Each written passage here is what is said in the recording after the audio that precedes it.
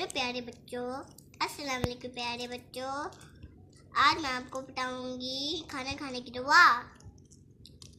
चलिए आप पढ़े बिस्मिल्लाह वाला बरकतिल्ला। अगर मेरी वीडियो को पसंद आई तो लाइक करें, शेयर करें। अल्लाह हाफ़िज़, थैंक यू।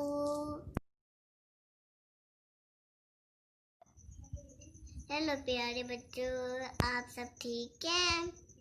आज मैं आपको इल्मी दाफ़ी की दुआ सुनाऊंगी।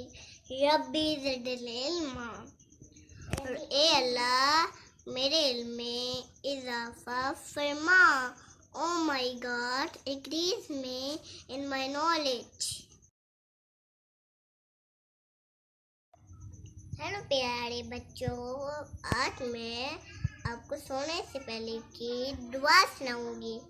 अल्लाहुम्मा बिस्मिका अमूतु व अख्या।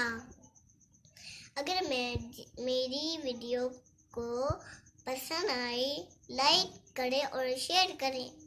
अल्लाह हाफ़िज़, थैंक यू।